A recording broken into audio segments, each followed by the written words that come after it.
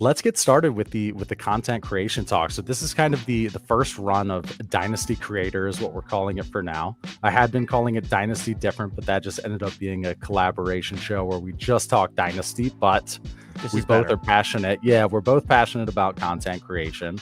I want to hear about you first. We're going to do some cool stuff going into the Trades in 5 analytics and talk about, audience retention data and stuff like that. Keep it pretty high level. We'll get more into the weeds on a second show. But Alan, you're the man. Been a big fan for a long time. We're a big fan of your show. Apparently you like ours as well. But talk about yourself, man. We all like talking about ourselves, right? That's heavy sarcasm. But tell me your story. How'd you get to where you are now, man?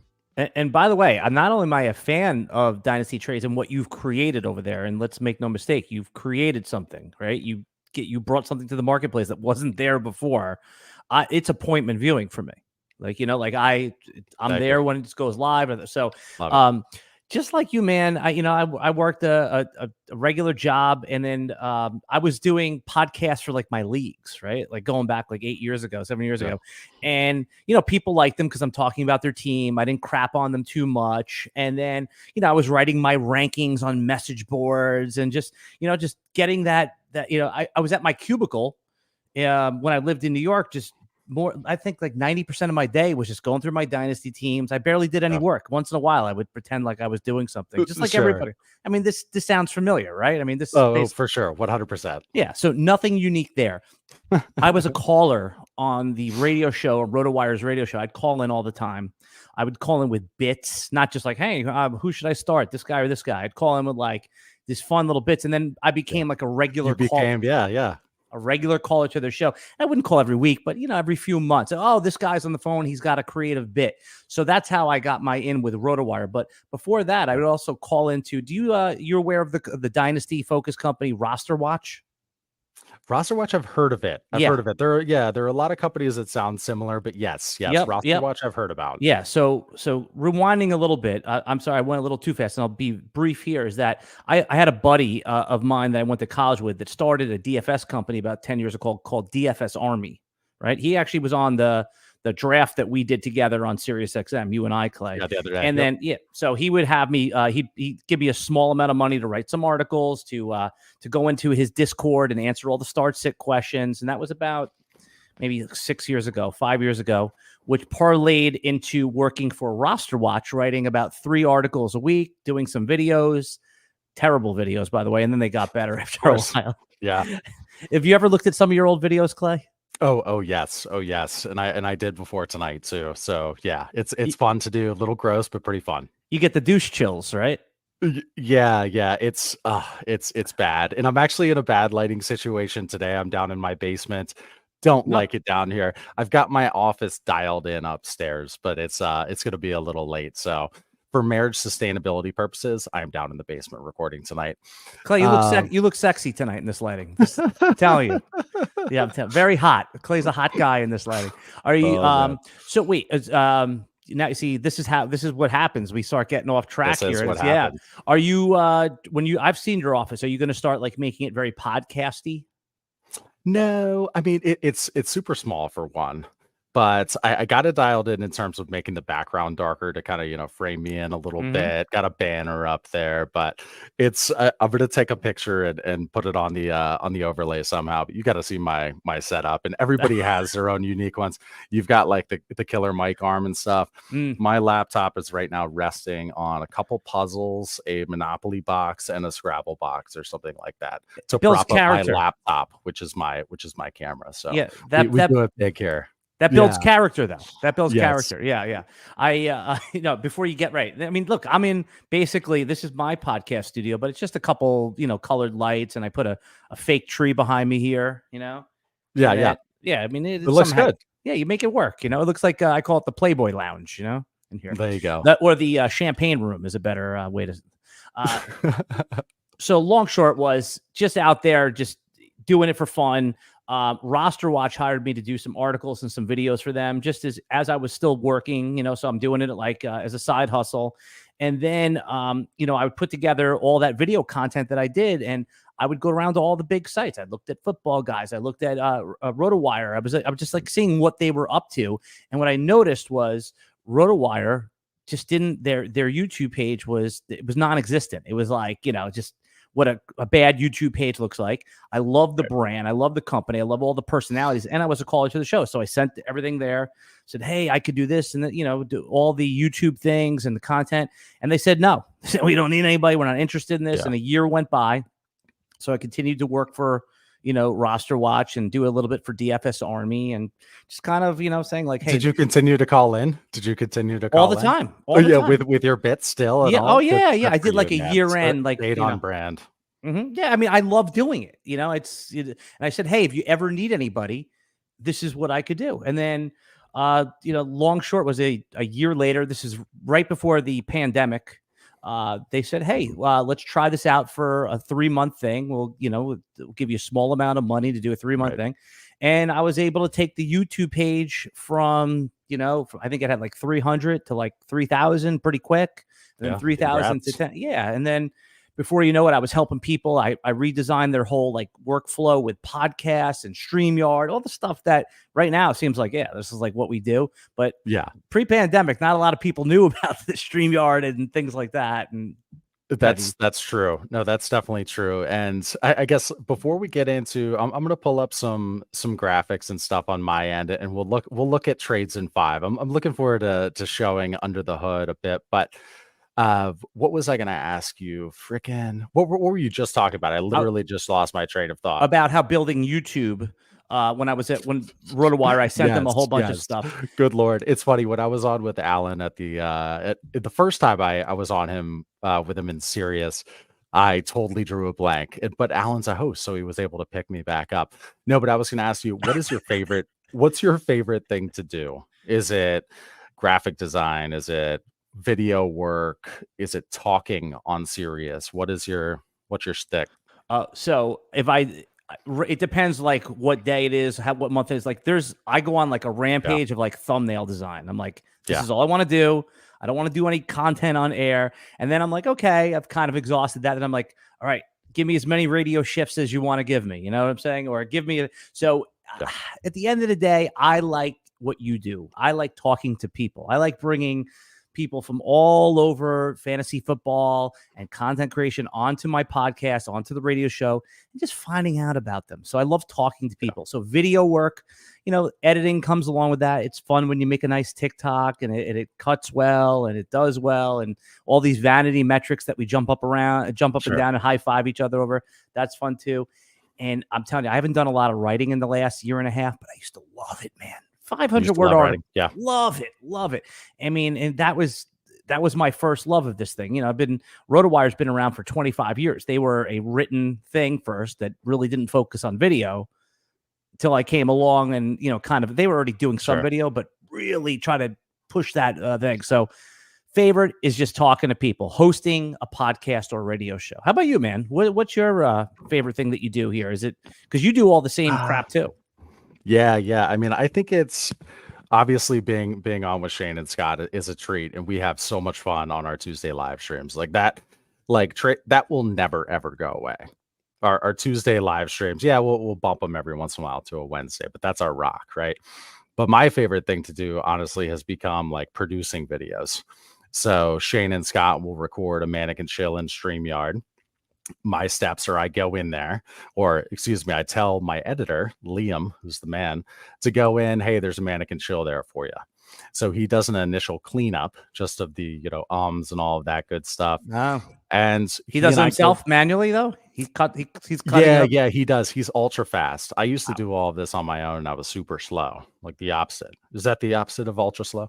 But yeah, so I send it to him. He does an initial cut. We go back and forth maybe a couple times, but my favorite part is going from, okay, so you got Shane and Scott right here. Mm-hmm. When Scott's talking, you do a little bit of just solo him.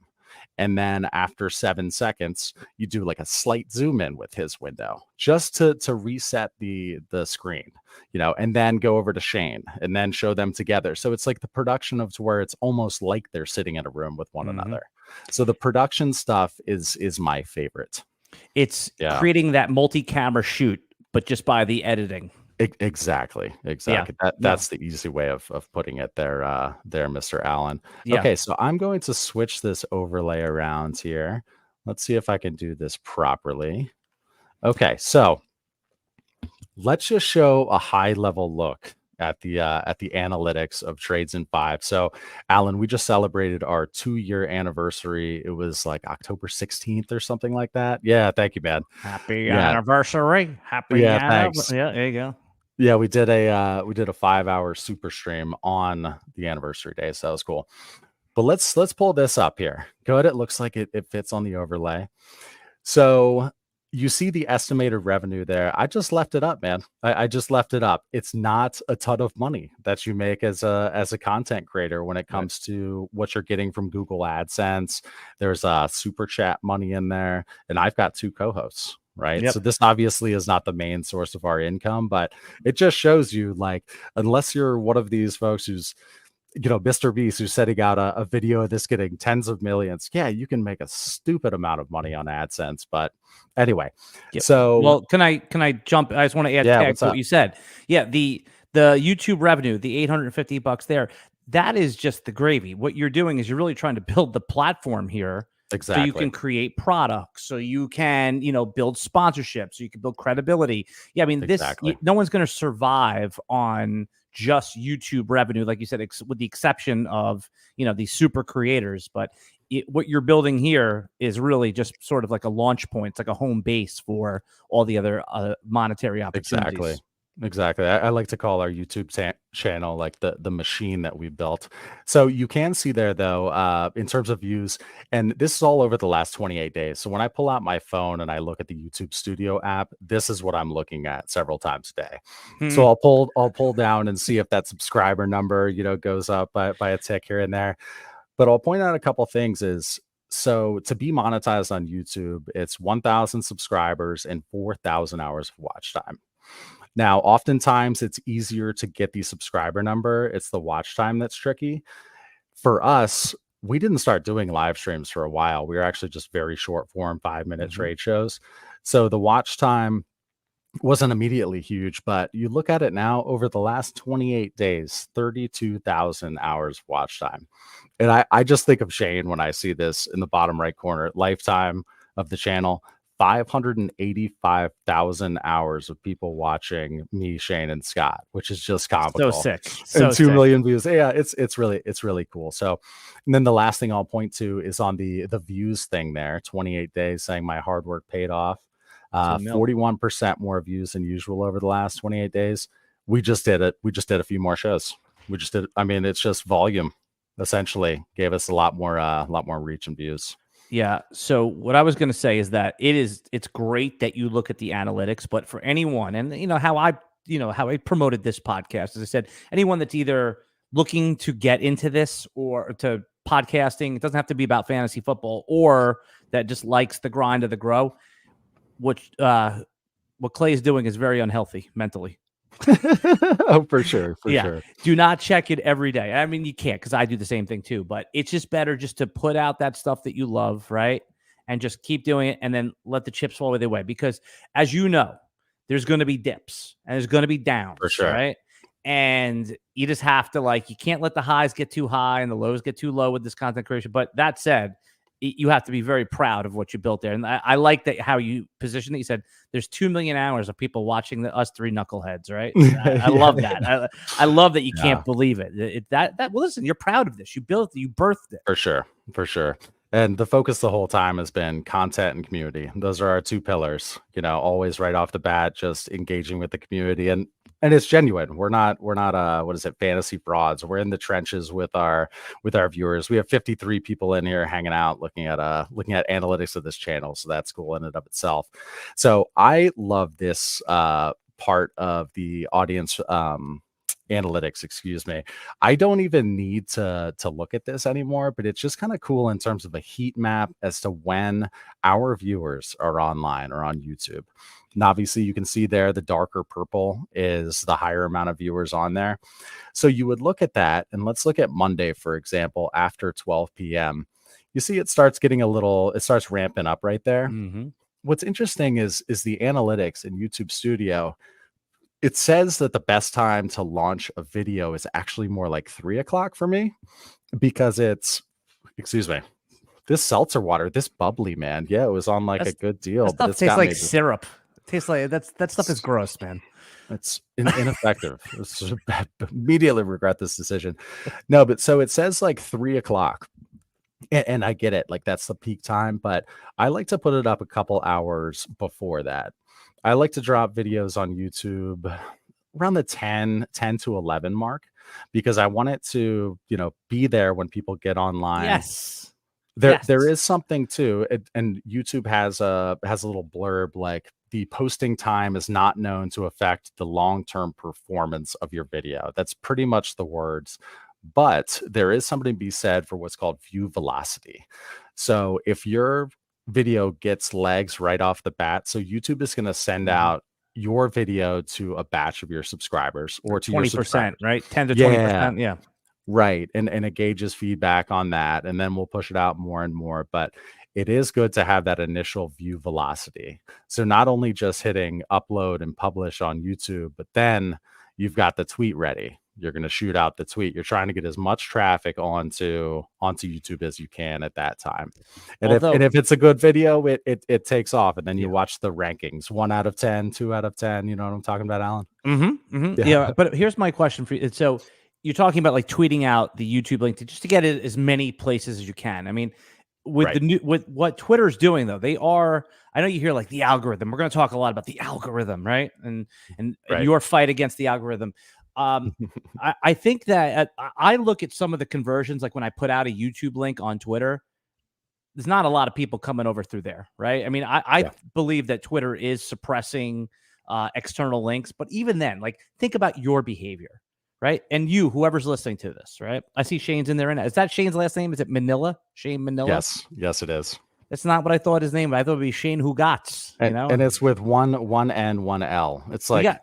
Yeah, yeah. I gotta get Shane over to RotoWire. I've had Scott on, I've had you on. I gotta get him on. So Oh, for sure. this is an open. I'll reach out to him. But I mean, think about your behavior on Twitter. Mhm. How many times? And now I'm not talking about curiosity. Or you want to see what someone else is up to. But as a consumer, how many times are you clicking on an external link to leave, watch the 30-second commercial, skip it, and then watch the video? Few exceptions, right? Most part, Sure. you're watching whatever's embedded on Twitter and you're scrolling through. So I'm not saying don't do that, but and I still promote all of my YouTube stuff and try to bring them back over. But I just wonder the effectiveness, the obsessiveness, and I'm trying to like really focus my energy or Yeah. figure out new ways. And that's part of this conversation today, Clay. Yeah, I think when you were talking about that, I think of a few things. One being just consistency. The fact that we do our live streams at 8:30 Eastern, like almost every Tuesday, and we consistently drop a mannequin chill on Fridays.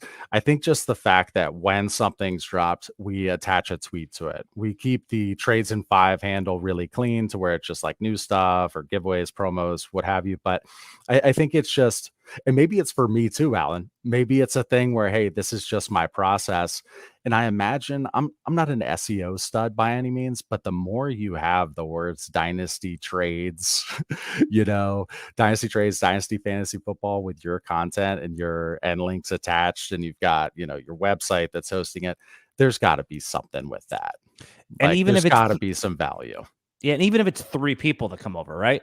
I just don't want anyone that's listening that just basically is using Twitter as a promotion Yeah. to push. Just understand, like, think about how you guys talk about dynasty fantasy football on your stream.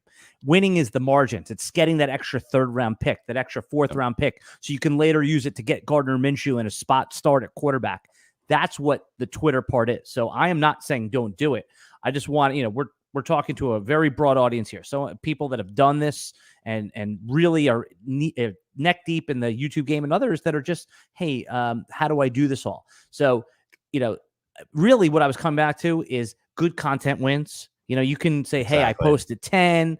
I do this at 12. There's our little things that can give you that boost. We're going to talk about thumbnails and titling, but good content will be viewed. Bad content will be pushed to the side. Now, that doesn't mean all good content viewed and all bad content, but Yeah. I think that, yes, I like that your process, but I just wanted to outline that I think focusing on YouTube, and just putting out good stuff is really what the start, middle, and the finish of it all. That's everything. That's everything. If you can get people to click on your video and watch it the whole way through, and it takes some kind of action, commenting, liking, whatever that conversion is, that ask, then yeah, I mean, YouTube's going to push it out. If people are enjoying it, the YouTube algorithm is quite smart. It's going to shoot it out to more people.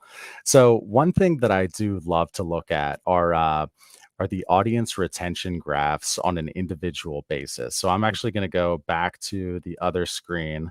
Wish I had somebody on the ones and twos who could do it all slick, you know? Yeah. You're talking about like art design, graphic design? I mean, like being able to like flip and flop between like the different views and no, you're the like producer too. And yeah, just so yeah, you know, no, just so you know, this is like porn to Clay and I right here. Just so you know, like these graphs and these charts, this is, you know, I can't stand up from behind this desk right now, basically. Yeah. The camera is changing angles. So this is cool because this is from our latest stream, our Tuesday stream last night. So it was Dynasty Debrief on week 12. And this shows just the initial analytics. I think the coolest thing ever there is that concurrent viewers. We had 400 people who were on there with us the entire time. And it's funny because it's so tight every time. The range, Alan, it's like anywhere from 390 to like 440 or something. It's like rock solid in that low 400s. So that's just so cool. But look at the right, the audience retention. You see that typically, or I'm sorry, only 35% of people essentially are making it all the way to the end. And you see that right there at the bottom. That's a good number, dude. It is. You see right there at the bottom, and you can see on the graph itself too, how it's just that drop. 66% of viewers are still watching at around the 30-second mark, which is below typical. So that is classic for our live streams because, for one, they get in there and they're like, oh, this thing is an hour and 30 some odd minutes long, and they bounce because we get, as you know, right into a trade. Like, why would somebody, if they see the thumbnail and it's about dynasty trades and you come in hot with a dynasty trade, why are they bouncing? It's because of the length of the video. But this just gives people an idea like how much you are losing right off the bat and how key those first 30 seconds are. Yeah. So let me show you this one. So a couple videos, these aren't dynasty videos. So Hi, I'm Shane was a get to know Shane kind of video. My favorite video I've ever made in my life, 100%. So many graphics, so much movement. I could probably, if I could figure out how to do the sound and everything, I could pull it up on here. But look at that audience retention graph. How you pull it up is you just flat. You just upload it into the videos piece, right? Okay. I'll give you a Shane, thumbs up. What do you do every day? Just a typical work weekday. Plays with his in his office, yells at people. Let's see. I get there about 8:30. To work about 8:30, and then I work. You're a morning person, Shane? No, I hate the morning. Most do you have an iced coffee on the way? Yes, I have a Dunkin' Donuts that is 30 seconds away from my apartment. First thing I do is I go get my iced coffee and smoke a cigarette and contemplate my life. And is this really all there is? You have a macro life moment, every morning. Talk with yourself every morning. Every morning. So I'll stop there. But there's a million. I've seen that video. I've seen that video. It was such an obsession with audience retention to keep people on there. Constant movement. We did a lot. It was a lot of work on the captions, like the macro life moment, like that kind of stuff just like keeps you on. And there's so much hilarious. My editors is amazing, but that's my favorite video I've ever done. And on the one on the right is one about me where I meet Marilyn Mosby, who is very infamous here in Baltimore, Maryland. And I basically was hounding her, telling her, hey, you've got this like consulting business on the side. Like, I don't even want to talk about your criminal aspect. I can make cool TikToks and reels. Anyway, I'd closed her followed her on Instagram. She followed me, whatever it is. And I made the video and she was not pleased because I called her a criminal at the start of the video. Anyway, look at how cool that audience retention graph is over there on the right. It goes down and then like about halfway through there, it starts going back up. So there's like a re-engagement, and then the spike that you see on the far right, that's when people go back to look at it again. So that part of the video happened to be where it pulled up the profile of Marilyn Mosby, like who she was.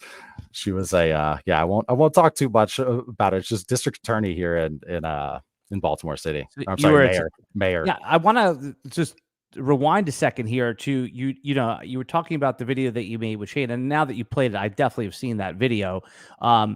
Yeah, I think that is like you just glossed over the fact that there's constant motion. How many seconds? What was the total video? Was it a 50 like a 3-minute video? Yeah, for Shane's was 3 minutes, and in the one over on the right was like 1 minute 18 seconds. Go ahead. Right. So how often are you making something move like when I'm doing a 2-minute video, I want something every 3 to 5 seconds happening. For sure.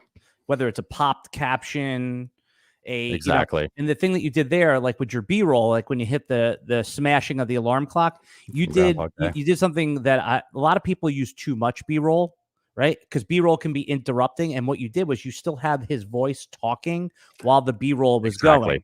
Because how many videos do you see like man on the street interviews where they're talking to some girl and they'll like ask her a question and she'll say something like shocking, and then they'll cut and they'll show like a clip of like Kevin Hart going, "No, you didn't," or something like that. It's like it interrupts the video. You're leaving the video kind of. Yeah.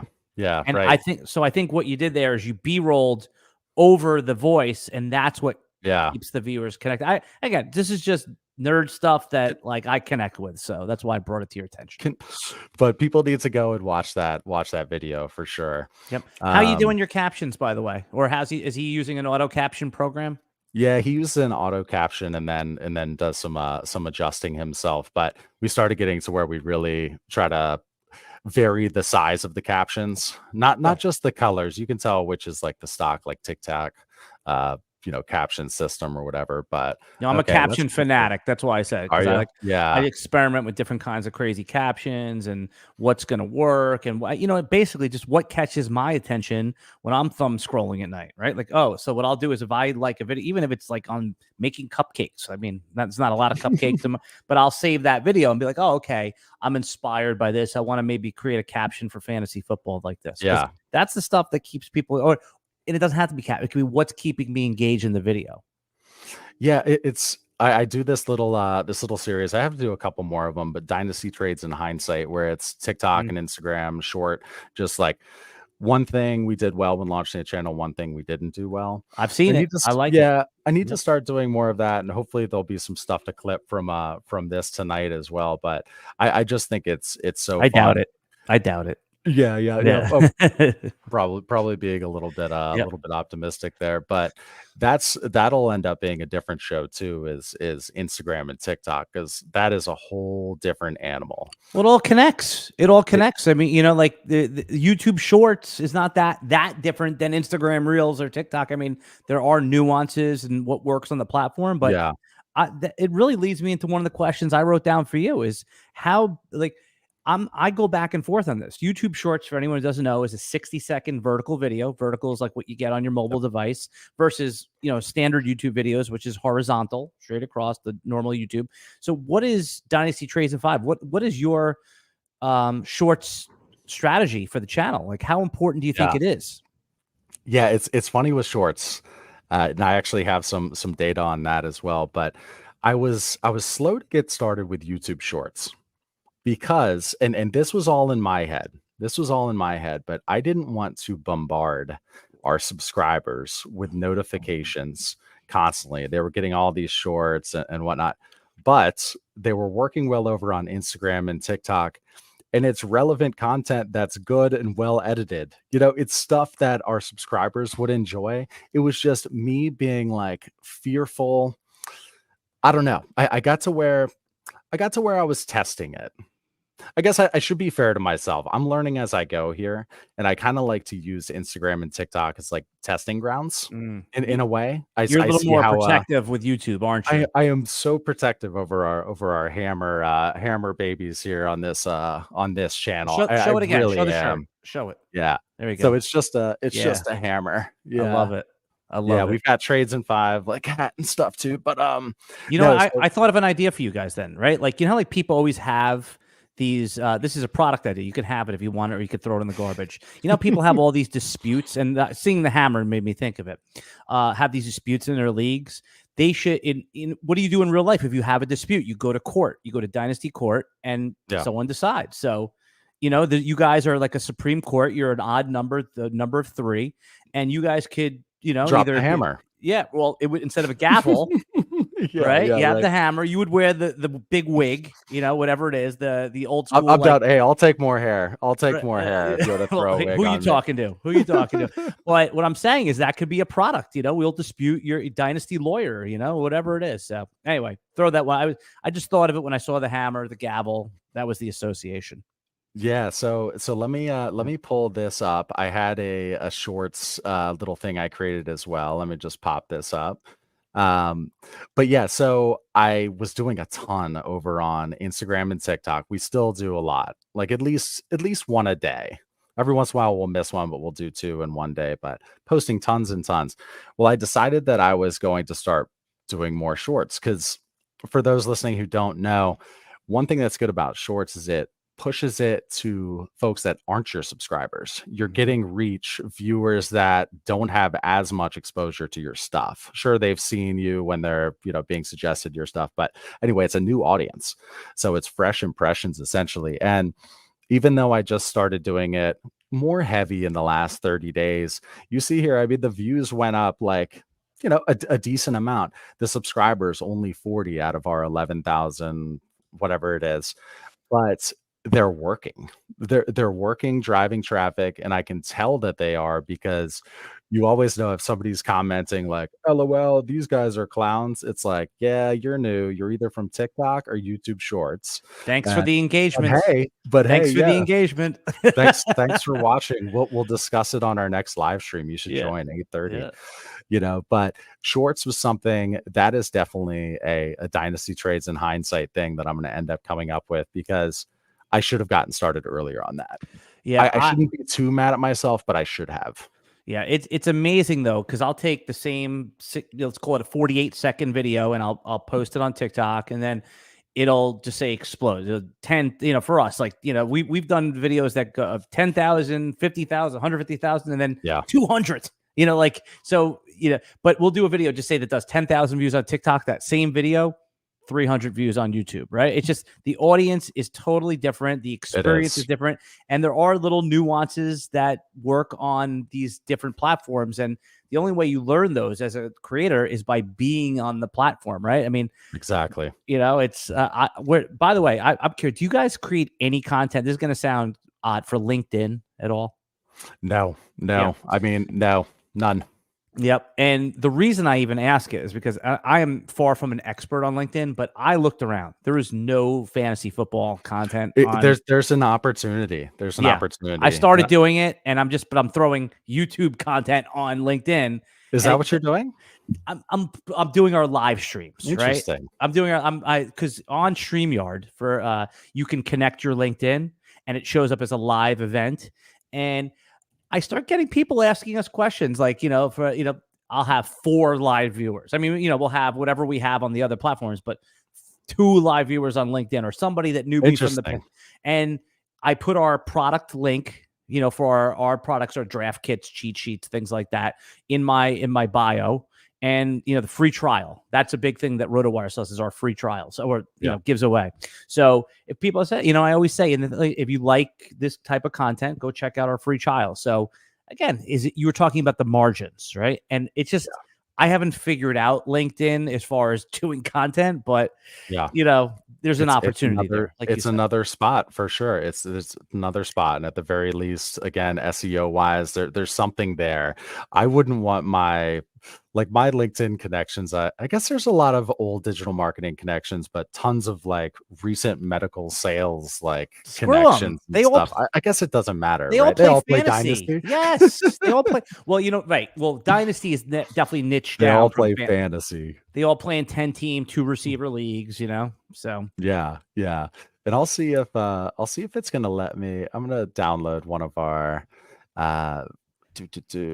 one of our shorts too, to see if that would play decently for us. But let's move on to a different topic. So, Alan, what's your biggest struggle with?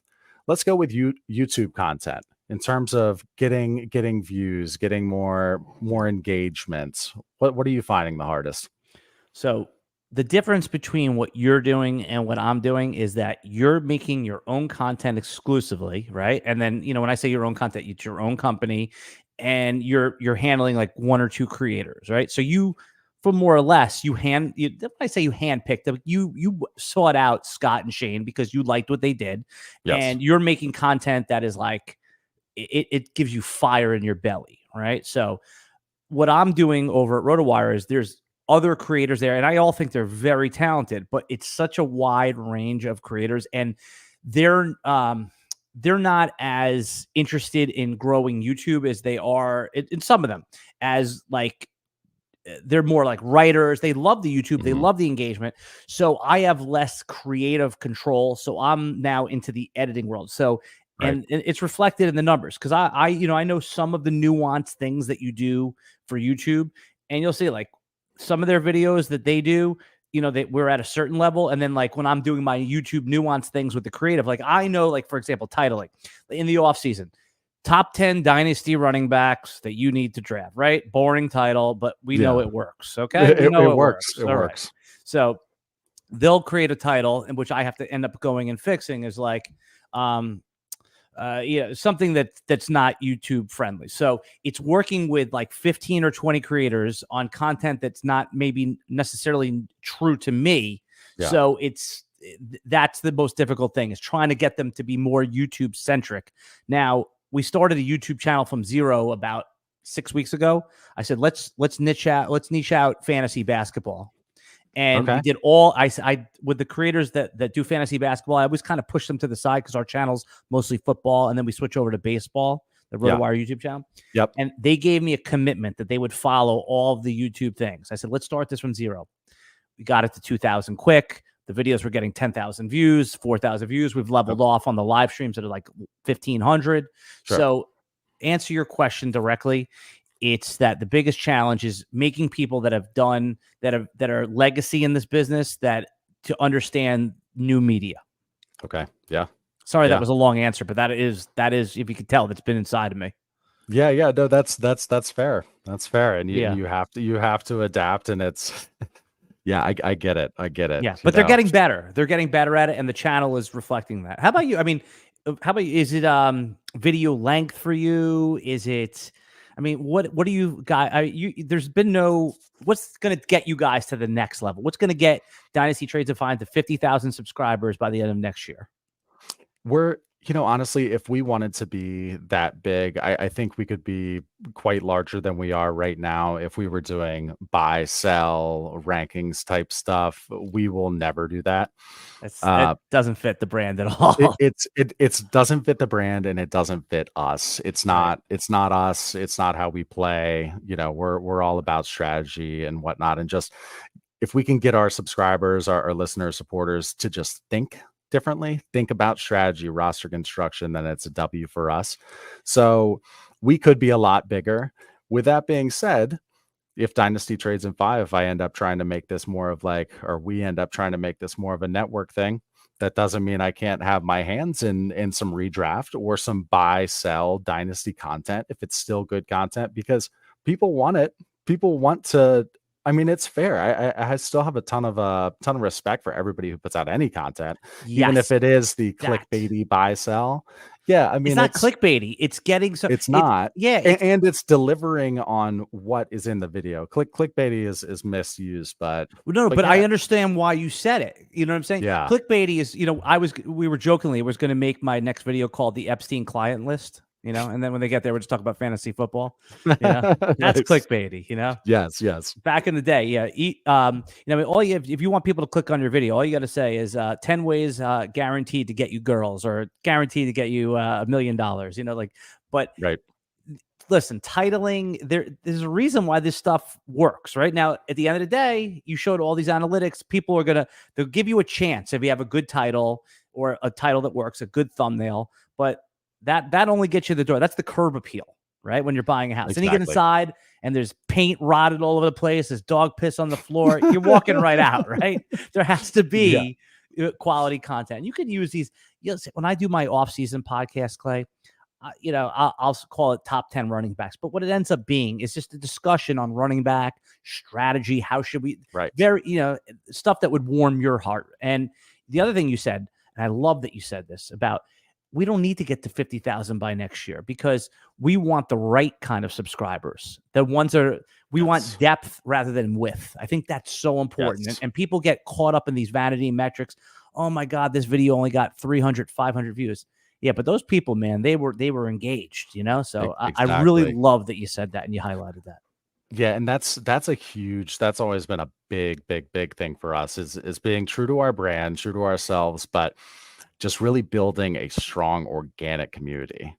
I think pound for pound, our subs are just as strong as anybody's in the space. I mean, I'd like to think so. If you have 400 people who are coming to a Tuesday live stream, graciously, we love our subs. We're doing something. Throwing money in the tip jar because they love it. You know what I'm saying? Yeah, and YouTube takes 30% of that. Oh, yeah, isn't that wild? I mean, I know it because we put on. Actually, you are the one who taught me about super chats, whether you knew it or not. I didn't know they existed until really? I saw you doing it. I was like, oh, okay.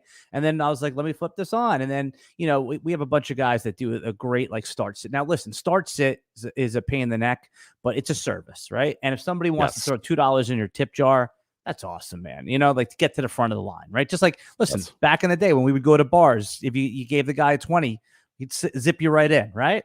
Get you right in. So if you want your question answered and you want to throw down loop for it, then sure. Super chats are very tricky though. I personally, I like them. Obviously, it's nice tip money here and there. It buys me a couple hours of editing work, like my cut of it. Is it funny how you think of it like that now? It's just so tricky though, timing it to where you have to end the live stream. We turn our super chats off at 9:15 and we still go through 10 p.m. with them. It's a good problem to have, right? I'm talking about first world problems here, but at the same time, there are little things like that which make content creation not as sexy sometimes. Okay, so that it's funny you say that. Next thing on my list, I know you put together a list, but I got a list here too for you because I don't have a list. Yeah, I don't have a list. I just wrote the word burnout, Clay. Okay, yeah. You could love this thing all you want, but do you experience burnout? And it's okay if you don't, but how do you work through that burnout? What do you do to take a step back? And explain even what your burnout is. When do you feel it and how often? Yeah. I mean, often. No, it's a real thing. It's a real thing, no doubt, because you're spending tons of time on a video, especially when I was doing more editing. I pushed it away. It's the best thing I've ever done. I'm just so particular with certain edits, but he's learned my style. But anyway, you're doing all this stuff. It's not only the shooting of the video, everything after that, the titles, thumbnails, but also turning it into short form. You're making, different size graphics for different things. Just all of the distribution that you do after the fact, the shooting of it is 5% of it. That's the easy part. But then once you get out, it's the easy part. Once you get out all the tweets and all the TikToks and whatnot, then it's okay, let's watch the analytics on this, see how it did, but onto the next one, onto the next one. You're glancing at the analytics, generally how it's going to do before you fire it out, but you just go on to the next one. So I'm trying to think. There was a time where I hit a wall, and honestly, I was still putting out a show or two a week, and we were still doing the live stream. I could put on a good face, but I was there was 2 weeks where I was just over it. I couldn't look at any more comments anymore on TikTok and Instagram and YouTube. It was just, I was I can't answer this question, this trade question right now. And yeah. I was never gonna quit, but it got rough. Yeah, no, you feel like you're in the 8th round of a boxing match, and you're taking shots, you're taking jabs to the nose, and you're I'm not quitting, obviously, but I could, if the round comes soon enough, and I could sit for two minutes between rounds, I would be good with that. Yeah, the answering question. And listen, and it's we're complaining, in a sense, but it's a real thing. It's when you do something you love. and you find out, like, when you start getting, like, making a business out of it. This is anything, right? All chefs that work in executive chefs in a restaurant used to love cooking for their friends at the holidays, right? That's when it was like fun. And then when it starts becoming a grind, they're like, oh my God, this is, I can't be working 6.5 days a week anymore doing this stuff. So it's just refreshing for me to hear that someone like you who's putting your passion just comes through the screen. I mean, yeah, and that's awesome. with when you're working with the guys, with Shane and Scott, and to hear that you go through that too is comforting to me. Not because you're miserable, but because, because I feel that misery as well sometimes. Yeah, and if you search on YouTube for burnout tips and stuff, there's millions of videos on that. That's for sure. I just wanted to scroll. Right. I just wanted to scroll here and just show there are the bones of the channel that you do have to pay attention to. Welcome to our channel. We focus on 3 forms of content. If you click in here, this is absolute garbage. It's total garbage. It needs to be updated. With that being said, there are some links and stuff that I tightened up the other day, which is nice. So you have all the opportunities to be able to convert people when they come to your channel. Pause there for a second, right? So what's it called? We're just helping each other. We're going to talk with a critical but creative sort of thing. Yeah, let's do it. So someone once told me that anything, Scott Pianowski over at Yahoo. Yeah, he was on our draft the other day. Yeah. He said that an editor once told him anything you could say in 13 words, you could probably say it better in 9 words, right? So just even like the welcome to our channel, get rid of it. Get rid of it. Don't, just we focus on because that's what you do. That's the core of what you guys do. You focus on 3 forms of content. Yeah, I would totally get rid of that. Right.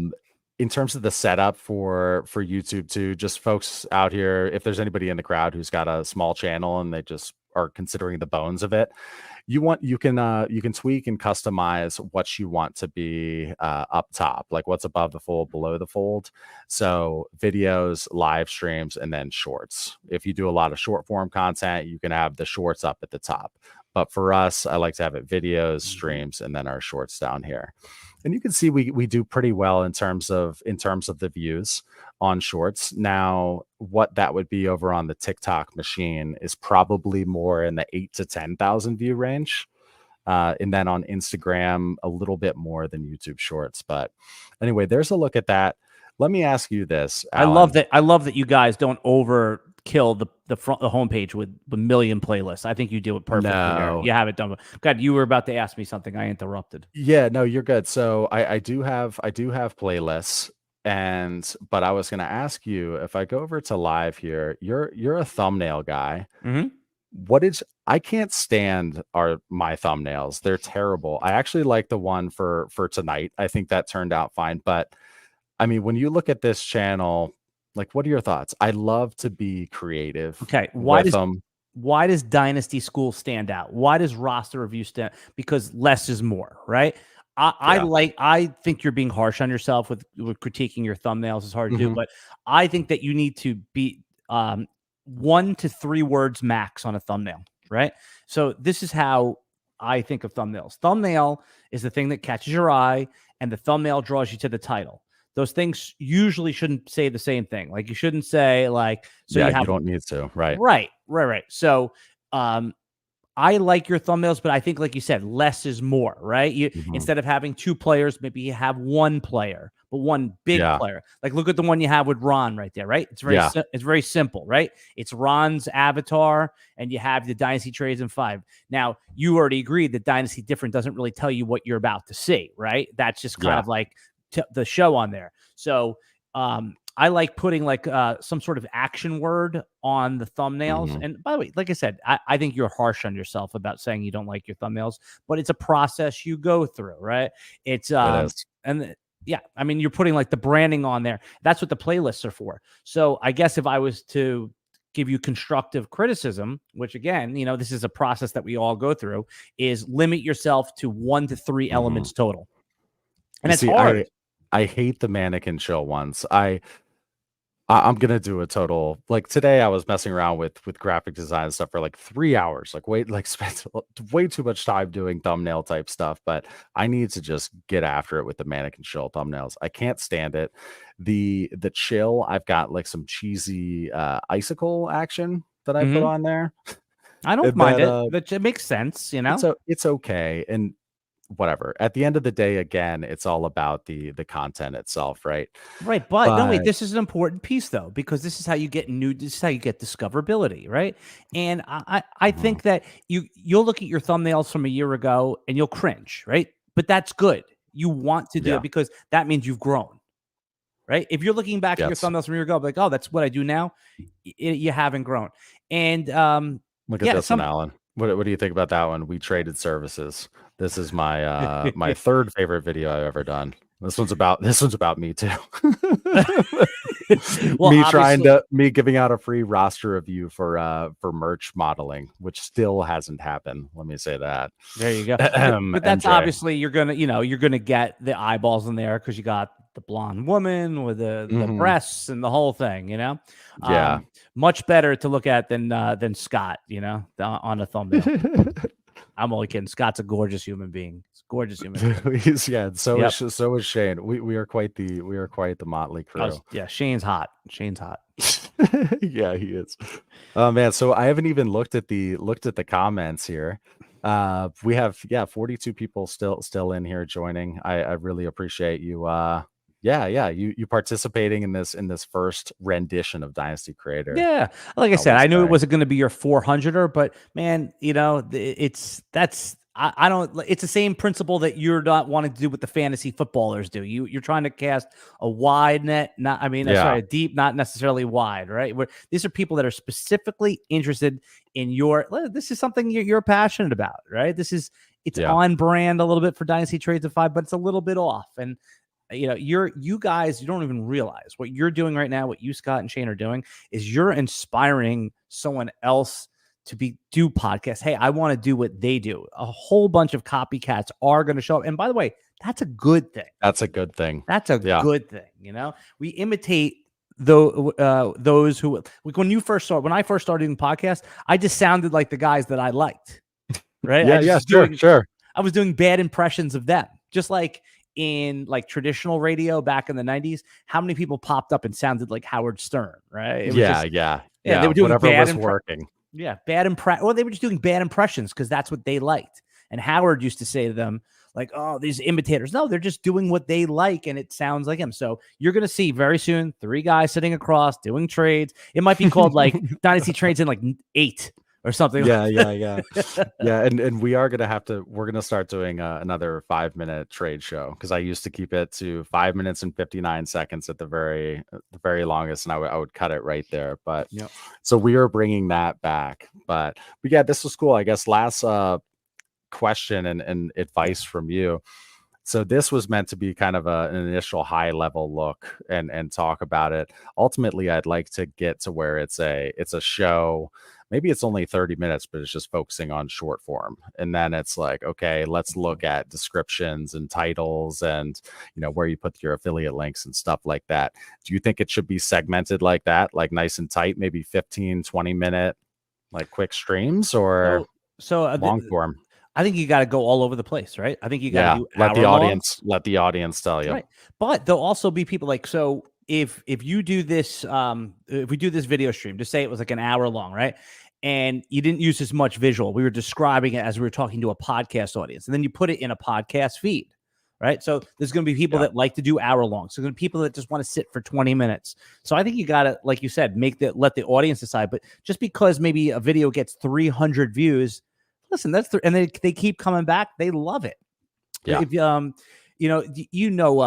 Ercolano, right? What he does over at Big Dog. Nick created a content creation channel. I mean, his fantasy football channel, tens of thousands of views. I think he's got 100,000 of subscribers. But then he created something just for content. And, gets like 150 views, 200 views on his channel of this thing. But it's the same 250, and I'm among those people that goes back and watches the hour long, and it's a video, and then I listen on a podcast. I never watch the small clips, but other people tell me they just watch the small clips. Yeah. Yeah, it is interesting. And I guess what's nice is we've done so much experimentation. So we kind of know what works and what does work, even if you might see a video saying, "Oh yeah, make your YouTube videos between 11 and 14 minutes Don't pay for all attention your to that shit. success." It can be all over the place. I personally do like to have it in like the 16 to 22-ish for like a Shane and Scott, like Manic and Chill.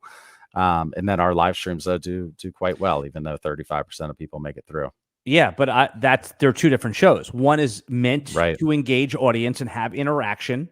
You know, people are coming in and out of that. And the other one, like you said, right, when you make those like 8-minute, 11-minute things, like if there's a piece of your live stream where just say you ask Scott a smart question and he's like hooks onto what you're saying, and him and Shane have a back and forth, and then it leads into this conversation about like how should we really construct our roster in a best ball? Or I'm just making that up. Or, that whole Bryce Young video that you guys did, right? Or it just, Yeah. they kind of lead into these things that organically are meant for 8-12-minute videos.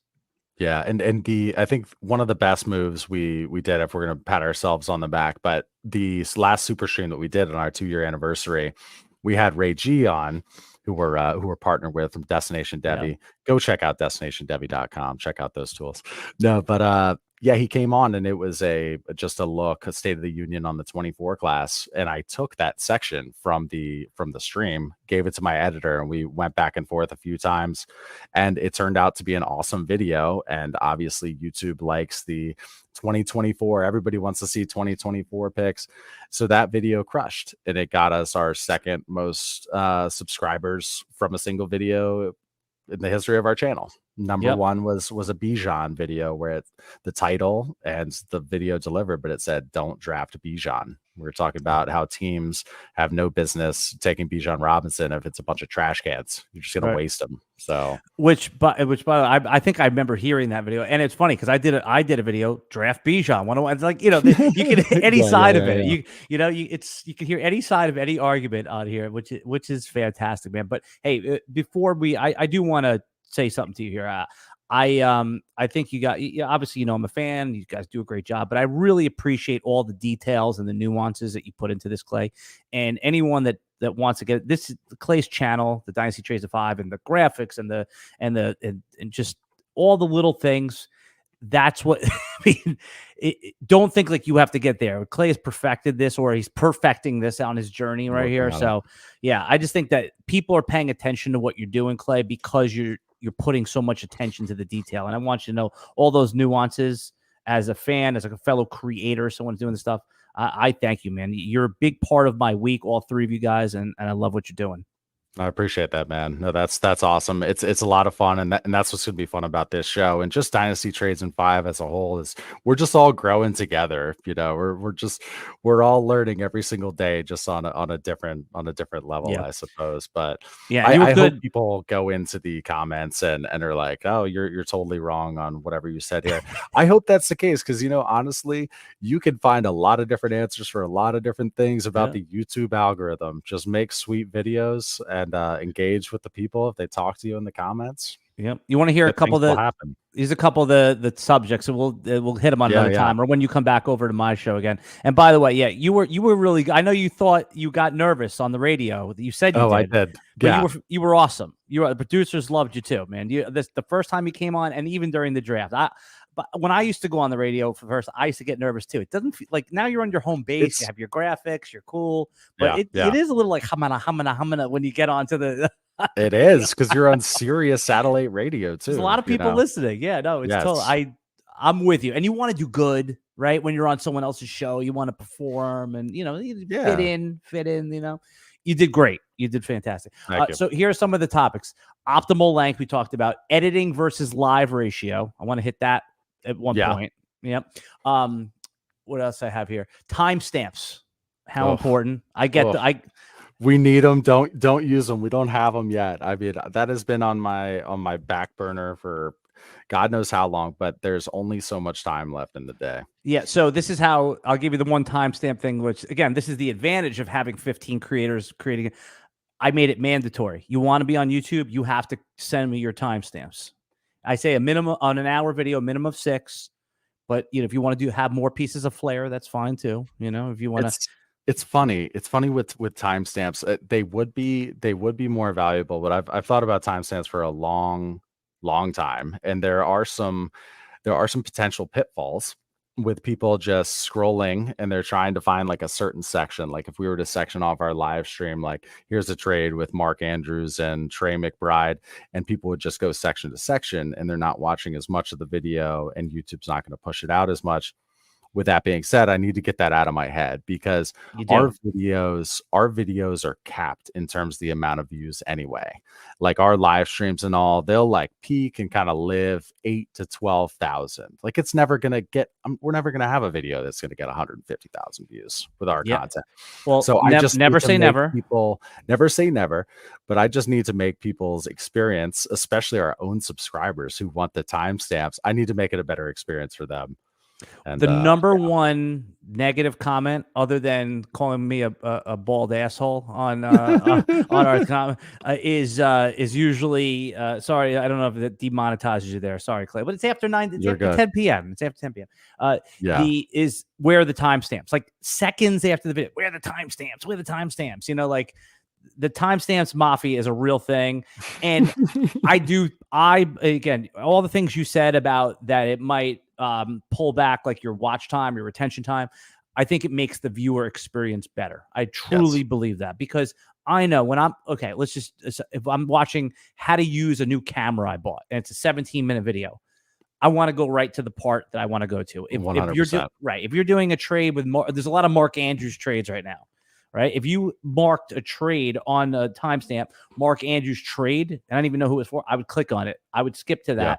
And I would be like, oh, okay, this is what he's getting traded for in the open market. You know, I think ultimately our supporters, our listeners would listen to the whole thing, but lots probably go back into it. And I look at the data and people do go back into it, and they're probably looking for a very specific section.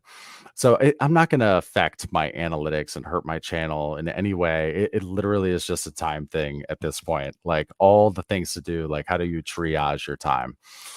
So pick and choose. Well, you're doing something right. Again, this is not, timestamps aren't for. I know that's a pain in the neck thing.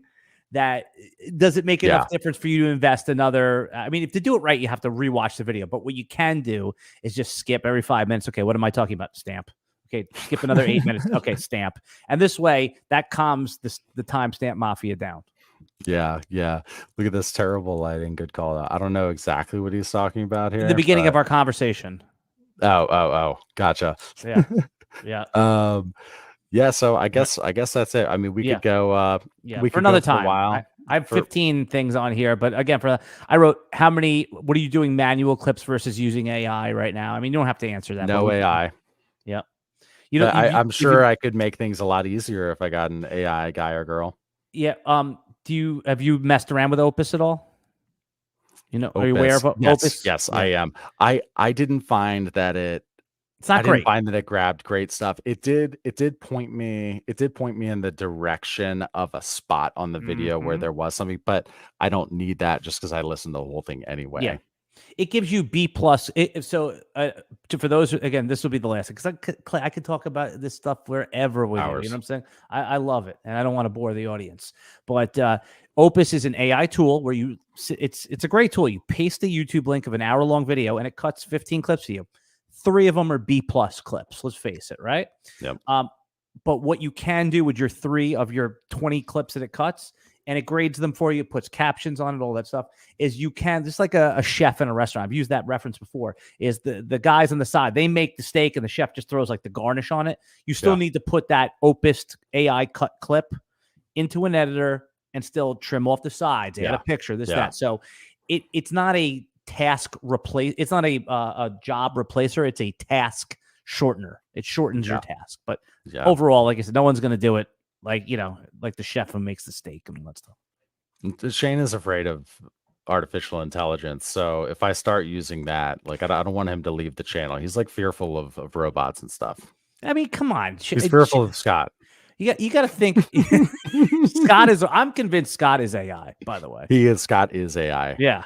He has just scraped the internet with that brain of his. No, but Shane shouldn't be afraid of AI, man. Come on, listen. You have to always ask, why is the government making us afraid of AI? They're making us afraid of AI to distract us from something else, right? AI can't, famous last words, right? So- Can't.